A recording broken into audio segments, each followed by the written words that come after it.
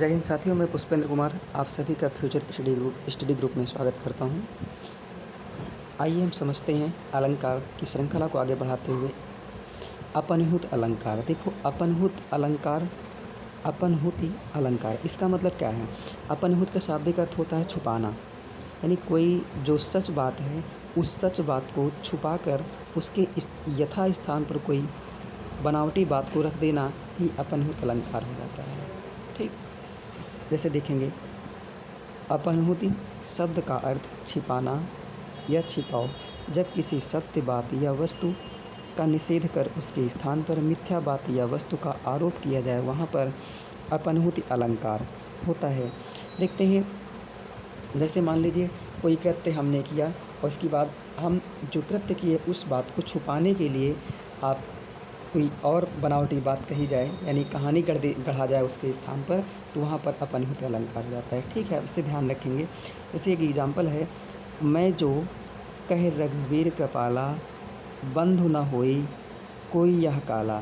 मतलब कहा गया है कि मैं जो कह रघुवीर कृपाला, कि रघुवीर माने आप जानते हैं भगवान श्री राम कहा गया है ना, यानी इनकी तरह बंधु न कोई, अर्थात कोई भी जो है अब व्यक्ति नहीं होगा। यह काला मतलब इस काल में, अर्थात इस समय भगवान श्री राम की तरह कोई भी जो है भाई नहीं होगा। ठीक है, इसमें अपनहुति अलंकार है, आप इसे ध्यान रखेंगे। कुछ और नहीं, बस सही बात को हटा करके उसके स्थान पर कहानी गढ़ना, अर्थात कोई बनावटी बात बना देना, वहाँ पर अपनहुति अलंकार हो जाता है। अगला देखते हैं, ब्याज स्तुति अलंकार। इसको हम समझते हैं, ब्याज स्तुति और ब्याज निंदा अलंकार। ठीक है, तो समझिए, बड़ा इम्पॉर्टेंट है। आप कभी भी पढ़ेंगे तो ब्याज स्तुति और ब्याज निंदा दोनों एक साथ पढ़ेंगे। ठीक है, लिखा है, जहाँ काव्य को देखने या सुनने में तो ऐसा लगे जैसे निंदा हो, लेकिन वास्तव में प्रशंसा हो रही होती है। तो आप इसे ध्यान जरूर रखेंगे कि स्तुति जो पीछे लिखा है ये वास्तव में होता रहेगा। ठीक, निंदा वास्तव में होता रहेगा, यानी देखने में और पढ़ने में तुम्हें ये लगेगा कि निंदा की जा रही है, लेकिन वास्तविकता में वह प्रशंसा आपकी की जाएगी। वहाँ ब्याज स्तुति अलंकार ना देखेंगे। जैसे, गंगा क्यों टेढ़ी चलती हो, दुष्टों को भी शिव कर देती हो। पहले गंगा जी की ऐसा समझ में आ रहा है कि इनकी बुराई की जा रही है, गंगा तुम टेढ़ी क्यों चलती हो, है ना, यानी इनमें कमियां निकाली जा रही। फिर कहा गया, दुष्टों को भी शिव कर देती हो, यानी तुम इतनी पवित्र हो कि तुम जो पाप करते हैं उन्हें भी जो है शिव कर देती हो, अर्थात अच्छा यानी पवित्र कर देती हो। समझ पा रहे हैं? तो यहाँ पर हो जाएगा आपका ब्याज स्तुति अलंकार। जैसे और भी कहा जाए कि तुम इतने जो है अजीब हो, इतने अजीब हो कि तुम हर निर्धन की सहायता करते हो।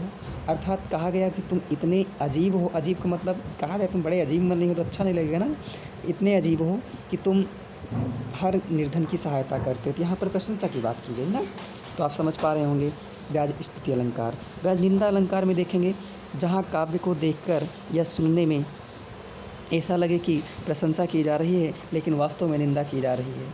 ठीक है, जैसे कहा जाए, राम साधु तुम साधु सुजाना, राम मातु भली मैं पहचाना। मतलब समझ पा रहे होंगे, इसमें ब्याज निंदा अलंकार है। जैसे कहा जाए, रावण की बात की गई तो रावण में कहा गया, तुम इतने बलवान हो कि एक स्त्री का हरण कर लाए। बात समझ पा रहे हैं? तो यहाँ पर एक स्त्री का हरण कर लाए, क्या ये अच्छा काम है क्या? नहीं, ये निंदा का काम है। तो कौन सा हो जाएगा यहाँ पर आपका ब्याज निंदा अलंकार। लेकिन पहले क्या कहा गया, तुम इतने बलवान हो मतलब रावण समझा होगा हमारी प्रशंसा हो गई, लेकिन बाद में कह दिया गया कि तुम एक स्त्री का हरण कर लाए।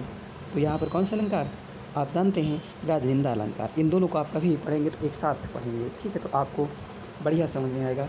हम उम्मीद करते हैं आपको समझ में आया होगा, और आप बेहतर स्पष्टीकरण सहित आप हमारी क्लासों को लेना चाहते हैं तो आप हमारे offline classes, warrior classes library आ सकते हैं, जहां पर लगातार 7 बजे से 2 बजे से तक क्लासेज अवेलेबल रहती हैं किसी भी कॉम्पिटिटिव एग्ज़ाम के लिए। यदि आपको अच्छा लगा हो तो अधिक से अधिक लाइक, शेयर, कमेंट ज़रूर करें। धन्यवाद।